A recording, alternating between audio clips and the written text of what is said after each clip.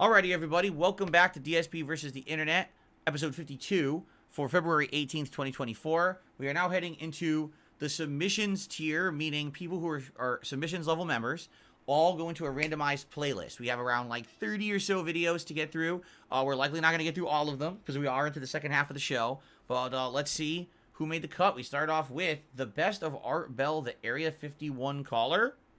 I don't know what that is. Let's find out.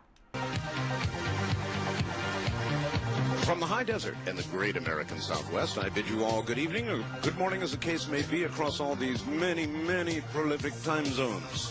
From the Hawaiian and Tahitian Island chains in the west, eastward, across flyover country to the Virgin Islands, U.S. Virgin Islands, Caribbean, where Montserrat continues to smoke and choke. So is this a real radio show? It sounds like this is a real radio show from 1997. To South America, north of the pole, this is Coast to Coast AM, the largest live overnight talk radio program talk in radio America. AM Isn't that amazing? AM I'm radio. Art Bell, and we will do open lines tonight with one little exception. Now, last night I was feeling a little bit under the weather, so I wasn't here, and you got to hear a repeat. Now, as you know, I had planned to do my Area 51 employee line. What? So we didn't do that, so we'll do it tonight. This should be interesting. It is your chance to sing like a bird. If you are currently employed at Area 51, the area the U.S. government says officially does not exist, or if you have been employed at Area 51 in the past and now feel ready to sing. He tried to get perhaps Area you can 51 call up employees to call into his disguise radio your show. voice or something, I don't know. Anyway, something like that, and if you want to call up and sing, it's going to be your night to sing. It'd be fun to see if we get any calls. On my area... What is this? I think this is a legit radio show. I think this sounds like this was an AM radio broadcast in the United States in 1997, and it sounds like it's a morning show. Is that what he said? I don't know if it's an overnight show or a morning show, but he said he's trying to get people who used to work at Area 51 or currently work at Area 51 to call in and talk about it, because I guess in 97 is when it was starting to hit common opinion that like weird shit was going on there with aliens and stuff, right? 51 line, you're on the air. Hello. Hello, Art. Yes. Hi. I don't have a whole lot of time. Well, look, let's begin by finding out whether you're using this line properly or not. Area 51. Yeah, that's right. Were you an employee or are you now? A former employee. Former employee. I was let go on a medical discharge about a week ago, and I've kind of been running across the country. Right. Oh, man, I don't know where to start. Right. They're gonna they'll triangulate on this position really, really soon. Sure they You will. can't spend a lot of time on the phone, so give us something quick. Okay. Okay. What we're thinking of as aliens are they're extra-dimensional beings that an earlier precursor of the space program made contact with. They are not what they claim to be. They have infiltrated a lot of aspects of the military establishment, particularly the Area 51. This is funny. So she's trying to act like it's. You ever see the movie They Live? The one starring Roddy Piper from like the 1980s, where yes, the aliens are among us. They're just in disguise, and they're actually high levels of government and everywhere else who just don't know it yet. This is great. The guy's a good actor. The guy calling in is a good actor. But how much you want to bet this whole show is probably scripted, right? It's probably all fake. The disasters that are coming, the military, I'm sorry, the government knows about them, and there's a lot of safe areas in this world that they could begin moving the population to now, Art. But they're not doing anything. They are not. They want the major population centers wiped out so that the few that are left will be more easily controllable. How would he know any of this if he worked at Area 51? If he was an alien, maybe. He's not an alien, so how the fuck would he have even known this, right? Doesn't make any sense. If you were in charge, if you were one of the alien conspirators, right, perhaps then you would be in on this knowledge. But if you were just someone who just worked at Area 51, how did he just miraculously learn all of this, right? Like, what are you talking about? This is great. Exactly. Darziak says, man, thank goodness this guy heard about the show while he was on the run from the government. He just happened to be listening to the AM Coast to Coast show. So it's obviously scripted. It's entertaining, though. You know what this is reminding me of? War of the Worlds. Did you guys ever hear about the original broadcast of War of the Worlds? So all of a sudden, with I guess they did advertise it as this was going to be a sci-fi special on a radio show at one point, but a lot of people didn't pay attention to the ads, and so all of a sudden they had this like uninterrupted long radio broadcast that acted like it was a real report when it wasn't. It was actually a sci-fi show about aliens invading Earth called The War of the Worlds, but people thought it was real. Like, they turned on their radios and they just kept listening, and they thought it was a real broadcast and a real news story about aliens invading. So it caused like this panic. And people started freaking out and calling their relatives and be like, oh my God, you know, we're being invaded by aliens, turn on the radio.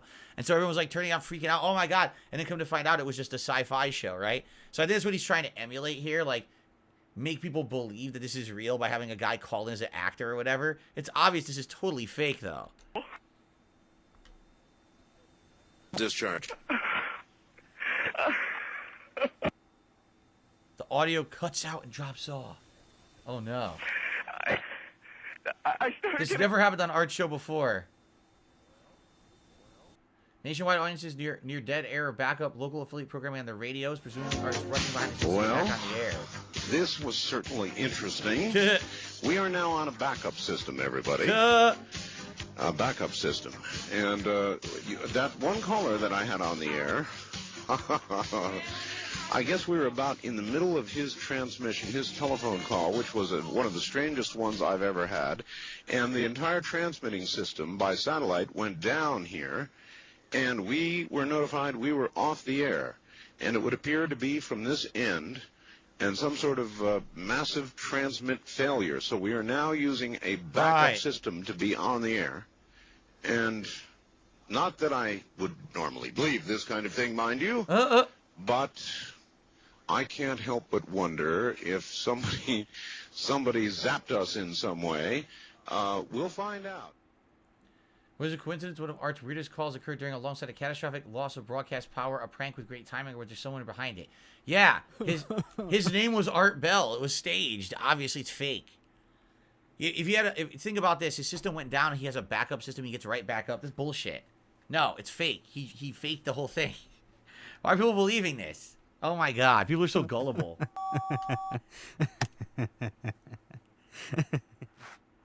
So gullible. All right, let's go to the next one.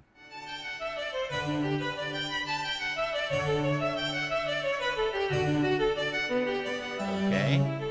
Fidel Castro's Hey kids, Dairy let's talk Adventures. about Fidel Castro. We're all familiar with Castro, right? Dictator of Cuba for the whole second half of the 20th century, main antagonist of the Cuban Missile Crisis, you know. Anyway, this man loves three things. He loves Cuba, he loves communism, and good God, does the man love dairy. Yep, you heard me right. The all-powerful dictator of communist Cuba is obsessed with anything related to milk and its derivatives. I drew up a little chart here, right? I call it the Leche Lovin' Ladder. At the bottom you got dairy farmers, then you got Ross O'Donovan, then Mr. Bones, then starving babies, and then all the way up at the top here, you got Fidel Castro. Today, I'm going to share a few true stories that illustrate his preoccupation. Okay, the first one isn't really a story so much as a fact, but according to several sources, Castro was known to be able to eat 18 scoops of ice cream after a meal. Wow. That's more than 2 pints. If that doesn't impress you, then go try it for yourself. Me, I can barely manage a pint and a half on an empty stomach, and Castro's doing it on top of a full meal. But it gets better.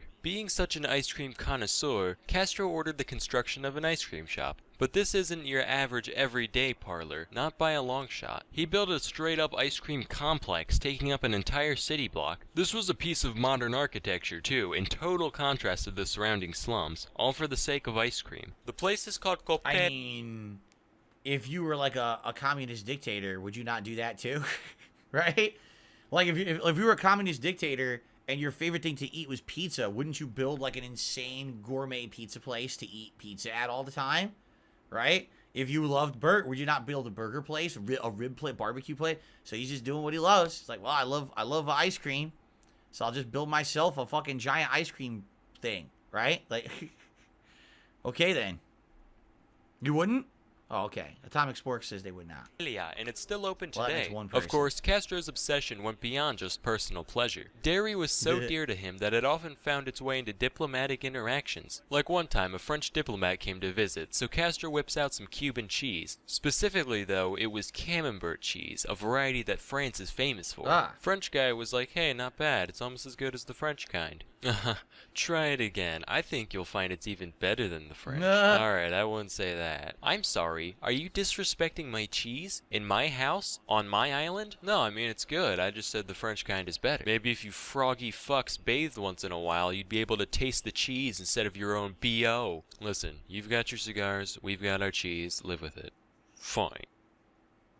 Fuck him, it's good cheese. I'm paraphrasing just a little bit, but that's basically how it went down. So already it's obvious that dairy is of great value to Castro. Most exceptional, however, is how this value reflected in his leadership. Naturally, having an entire nation at his disposal, Castro wanted to bolster the Cuban dairy industry as much as possible. But there was one problem. Cuba initially had two types of cows called La Reinas and Zebus. La Reinas came from the days when Spain ruled Cuba, and Zebus originated from India. Both of these cows are well suited to the Cuban environment, having a very high tolerance for heat. However, they don't produce much milk, they're mostly just raised for their meat. So Castro decides to import thousands of Holsteins from Canada. Holsteins are the classic black and white cows, and as we all know, you can juice these guys for days. They are utterly superior. Only problem is, they're used to living in Canada. Right, they don't so like when the they're climate. plopped down under the scorching Caribbean sun, it's going to stress them out. They're not going to be laughing cows by any means. So as a result, Castro's imports still didn't put out enough milk to satisfy his desires. At this point, your average run-of-the-mill dairy queen would have given up. But Castro, he's more than that. He's a dairy dictator. So he ordered the construction of a giant air-conditioned complex with the sole purpose of providing a comfortable environment for his Holsteins. And it helped a little bit, but they were still stressed out. They still weren't putting out at their natural levels. And as you can imagine, climate controlling an entire facility is very expensive. So Castro was... Well, I mean, the cows want to be naturally out in the environment eating grass and stuff, and if they're left to be inside of a air-conditioned facility, they're not going to be happy, right? So that's what it is.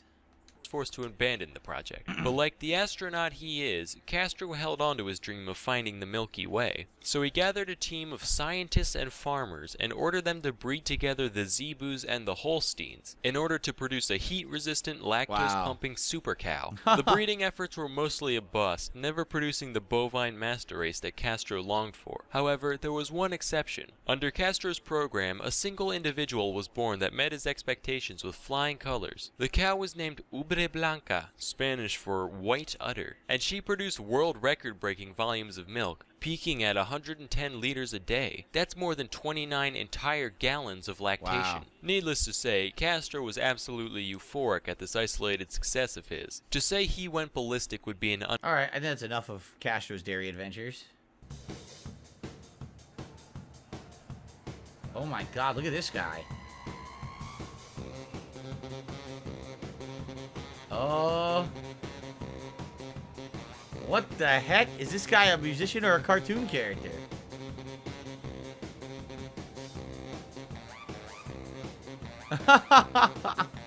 Oh.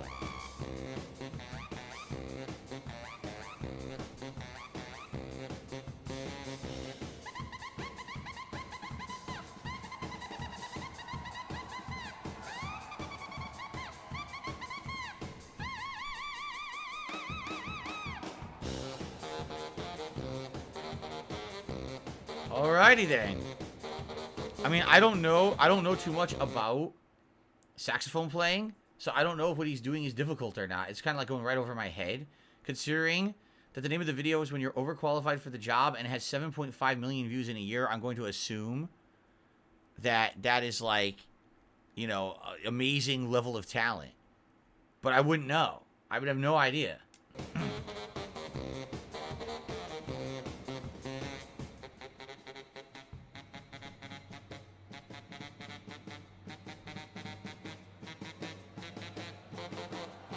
Oh my god.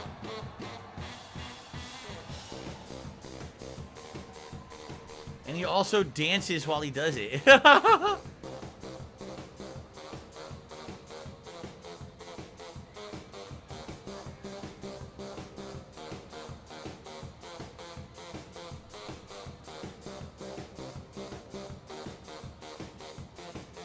Wait a minute, I just realized something. Do you know how tiring this has to be, how winded this must make you? Because not only is he controlling his breathing perfectly to do all those, he's also dancing. So this guy must have some of the best stamina, like the best wind and stamina of anyone. Seriously, this must be like a super endurance thing to do. Now that I'm thinking more about it, I'm like, he's not just playing an instrument, he's blowing. So he's in, out, breathing, in, out, breathing, in, out, breathing while he's dancing. How is he not like hyperventilating and passing out, right? That's crazy.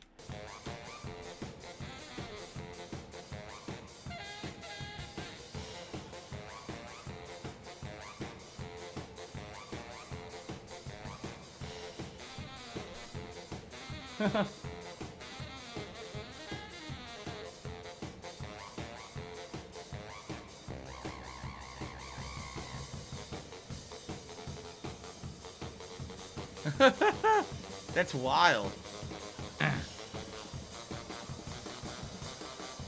Can explode.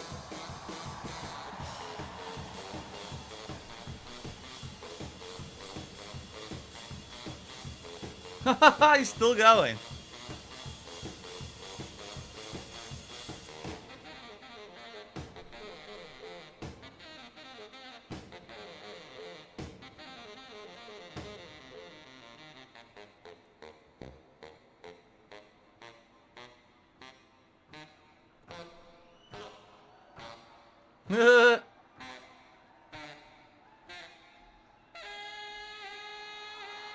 Mega sassy dirty donkey with a pelvic gyration.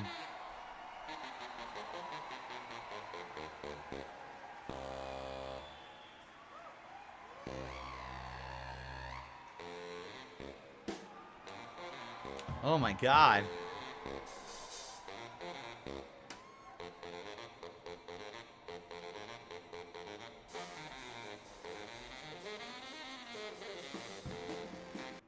It didn't even... Wait, we didn't even get to see the end of it.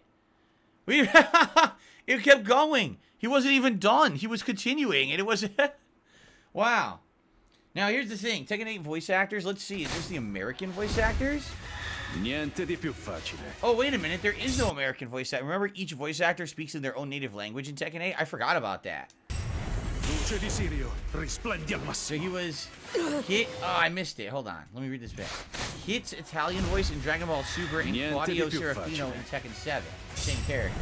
Luce di Sirio, risplendi al Italian massimo. voice actor. Detective Anaya, Diana, and Genfa in Mass Effect 2 and Zafina in Tekken 6. Your fate is already decided. Yeah, Paul Phoenix. Ermac and the announcer of Mortal Kombat games. Pain, no gain. Ah, cool. Resist and be eliminated. DC Douglas. Albert Wesker in Resident Evil. So Wesker is Raven. Witness the results of my training. Yeah, it is. It totally is Wesker, just deeper. Even deeper. Yeah. Here's Victor. He's French. Accepte ta défaite. He was the gentleman in Black Swan. It was also in J'espère que tu n'es Westworld. pas un de ces Oh, incompétents wow. à l'esprit limité.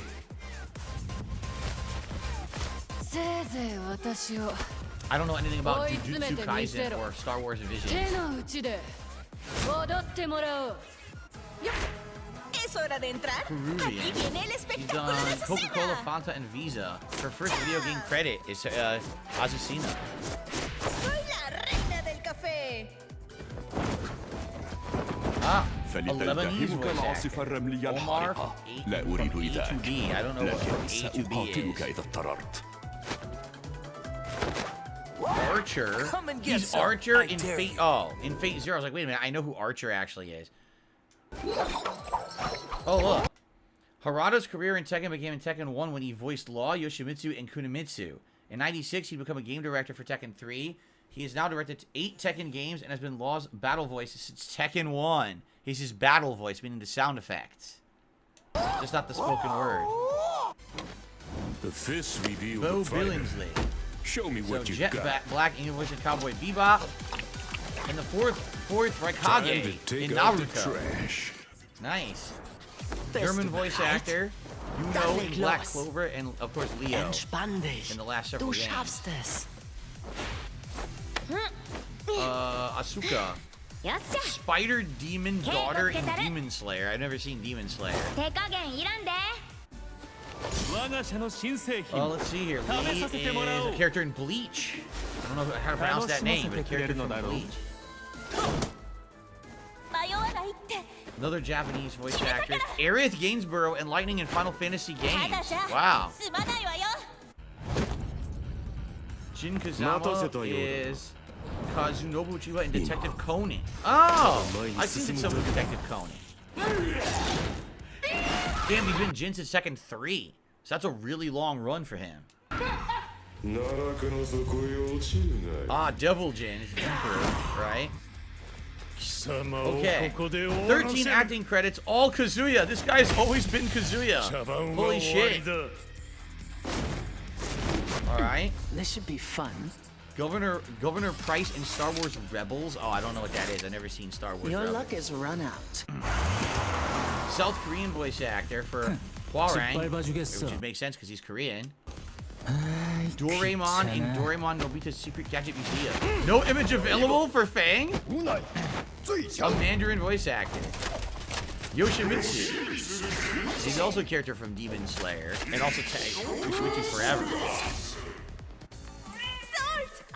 French voice actress. Helga in Vinland Saga. And of course Lily for the last 2 games.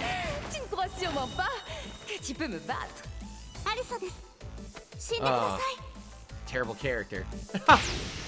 Bleach, other character in Bleach. Okay. Another character. Wow, a lot of Bleach voice actors do Tekken voice. A lot of Bleach voice actors. She's been June since Tekken Tag Tournament too, so it's 2 games. Oh, she was Naruto. Katsuyo in Naruto. Don't miss me winning. Deucalion in Teen Wolf? He was in Teen Wolf? Eddie Dombrowski in Silent Hill 2? Holy shit. The guy who voices Brian Fury is the fucking Eddie Dombrowski from Silent Hill 2. Remember that character? He's not in it for long.